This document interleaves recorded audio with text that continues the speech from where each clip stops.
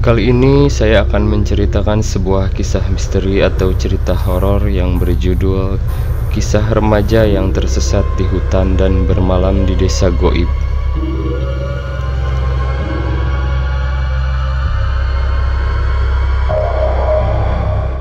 Pada liburan akhir semester setelah kenaikan kelas, Rudy dan 4 orang sahabatnya merencanakan untuk mengisi waktu liburan dengan camping di sebuah puncak. Mereka sudah mengatur waktu dan tempatnya dari jauh-jauh hari sebelum waktu tiba liburan. Hari yang mereka tunggu-tunggu pun sudah tiba. Mereka pun bersiap-siap untuk melakukan perjalanan dan camping di puncak tersebut. Pagi itu sekitar pukul 5 pagi, Rudy sudah bersiap dengan tas ransel di pundaknya untuk perlengkapan dia saat melakukan perjalanan nanti. Rudy bergegas pergi dan menemui teman-temannya untuk pergi bersama di sebuah terminal yang tak jauh dari rumahnya. Perjalanan pun dilalui mereka selama 6 jam, karena puncak yang mereka tuju berjarak cukup jauh dari tempat tinggal mereka. Singkat cerita, mereka pun tiba di sebuah terminal selanjutnya dan mengharuskan Rudy bersama 4 teman lainnya naik angkutan selama 45 menit. Sesampainya di sana, mereka harus melakukan perjalanan mendaki selama kurang lebih 1 jam. Karena puncak itu tidak terlalu tinggi, namun terlihat dari bawah puncak itu sangat lebat dengan pepohonan. Oh iya, sebelumnya belum ada yang pernah bermalam atau camping di puncak tersebut. Mereka pertama kali pada waktu itu karena kebetulan mereka adalah orang-orang yang suka tempat baru dan sudah beberapa kali melakukan camping ke tempat-tempat yang masih jarang didatangi orang. Mereka mengecek kembali peralatan dan perlengkapan mereka dari mulai tenda, alat masak, dan makanan perlengkapannya. Semua sudah lengkap dan kini mereka melakukan perjalanan. Haikal adalah ketua dari kelompok itu, karena kebetulan ia merupakan ketua murid di sekolahnya. Lantas Rudy bertanya kepada Haikal, "Kal, kamu yakin tempat ini aman?" "Aman kok, kamu kan udah biasa," ujar Haikal. "Bukan begitu," kata Rudy. "Dilihatnya aja udah serem menurut aku. Tadi aja pas kita lihat di bawah, melihat ke atas, rasanya ada yang aneh aja." "Ah, kamu, itu perasaan kamu saja. Puncak ini sama seperti puncak-puncak yang sudah kita datangi sebelumnya," jawab Haikal. "Ya udah deh," sebut Rudy. "Oh iya, menurut informasi yang aku dapatkan tentang tempat ini tuh, di sini ada vegetasi yang dilindungi. Tumbuhan semacam buah-buahan yang mirip terong gitu," kata Haikal. "Lah, terus kenapa?" kata Akmal ikut dalam percakapan mereka. "Bukannya apa-apa, tumbuhan itu sangat dilindungi dan katanya dikeramatkan. Jangan ada yang berani mengambilnya, nanti bisa kualat," jawab Haikal. "Ah, kamu percaya begituan," kata Akmal. Yang memang Akmal ini agak sedikit keras kepala dan tidak mempercayai sedikit pun tahayul. 30 menit mereka berjalan. Sudah setengah perjalanan dilalui dan mereka pun merencanakan untuk beristirahat sejenak. Aku mau buang air kecil," kata Rudy. "Ya udah sana pergi tuh di balik pohon besar itu.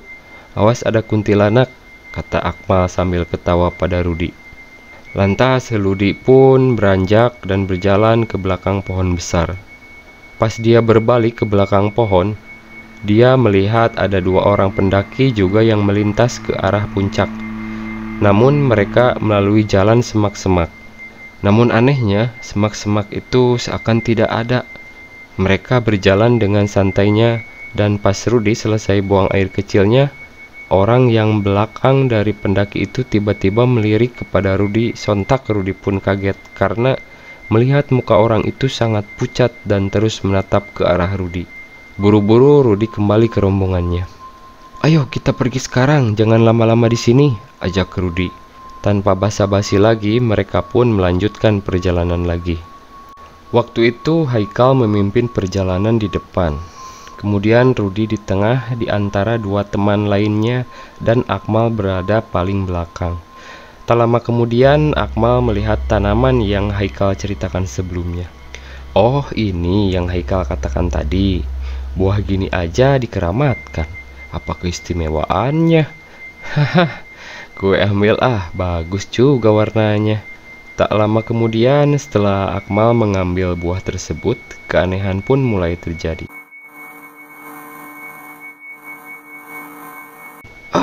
Kata Ridho. Kenapa Ridho? Tanya Haikal. Kakiku tertancap duri pohon, jawab Ridho. Dan tak disangka dikira duri kecil, ternyata durinya memang tajam dan besar, sehingga kaki Ridho pun berdarah deras dengan duri yang masih tertancap di kakinya. Mereka pun memutuskan untuk beristirahat dan mengobati luka di kakinya Rudi itu. Karena luka yang dialami Rudi cukup serius, maka mereka memutuskan untuk makan siang di sana. Dan Rudi mencari kayu bakar untuk memasak.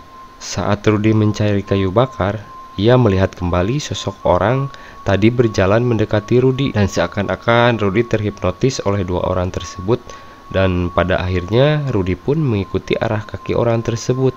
Wandi yang melihat Rudi berjalan ke arah semak terus memanggil Rudi, namun Rudi seakan tidak mendengar suara Wandi. Saat Rudi semakin jauh, tiba-tiba tenggorokan Wandi pun terasa sakit dan tidak bisa berbicara memanggil Rudi lagi. Wandi kembali ke rombongan sambil memegang tenggorokannya. "Kamu kenapa?" tanya Haikal. Tiba-tiba tenggorokan Wandi mengeluarkan belatung dan darah yang sangat segar. Haikal, Akmal, dan Ridho pun sontak kaget dan tak tahu kenapa bisa menjadi seperti itu. "Mana Rudi?" Wandi tidak menjawab dan keadaannya semakin parah saja karena tenggorokannya sudah sangat terluka.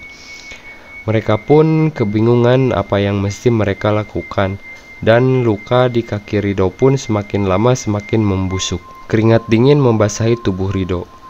Ia demam menggigil dan kakinya membiru. Mereka semakin panik dan tak tahu apa yang mesti mereka lakukan, karena luka dua orang temannya itu sangat-sangat aneh, cepat sekali membusuknya dan sangat tidak wajar.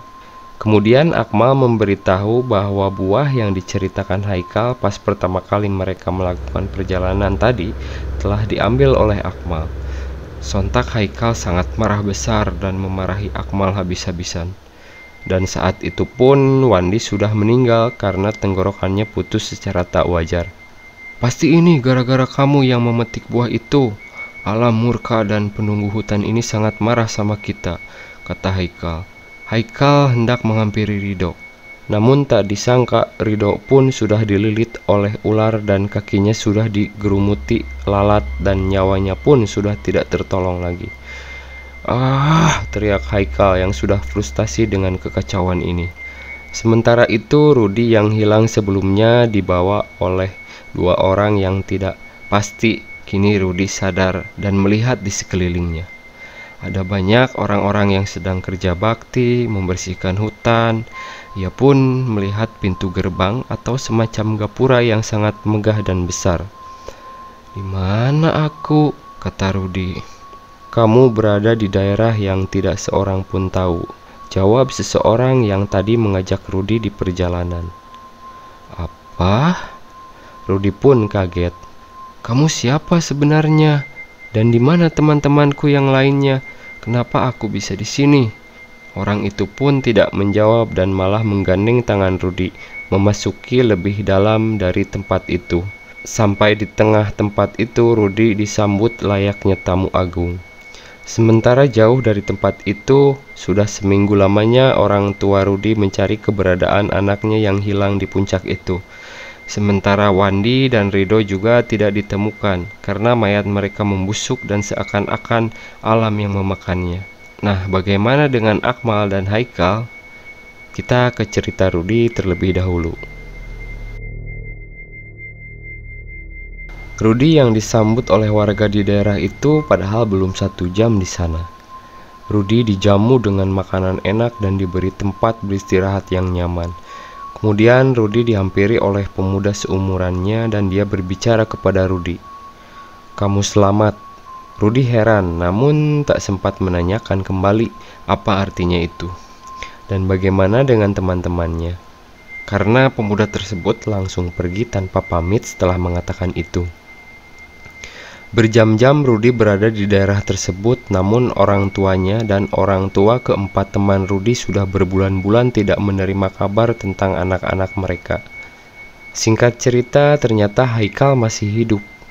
Namun Haikal ditemukan sudah menjadi gila dengan tampilan yang sangat lusuh, kotor, dan sebagian pakaian dia sudah mengelupas. Sementara Akmal ditemukan sudah tidak bernyawa jauh dari puncak tersebut sekitar 150 km dan berada di puncak lainnya. Sungguh sangat tidak wajar, namun Akmal diyakini pasti dibawa oleh makhluk halus dan dipindahkan ke puncak lain dan kemudian meninggal. Haikal kemudian dibawa ke rumah, dan sungguh tidak menyangka ternyata Haikal merupakan anak penganut ilmu hitam. Karena di rumahnya ia tinggal dengan orang tua yang bukan orang tua kandungnya. Ternyata orang tua mereka adalah dukun yang menganut dan sedang memperdalam ilmu hitamnya. Haikal berencana membunuh keempat temannya dengan tangannya sendiri ketika berada di puncak untuk dijadikan tumbal ilmu hitamnya.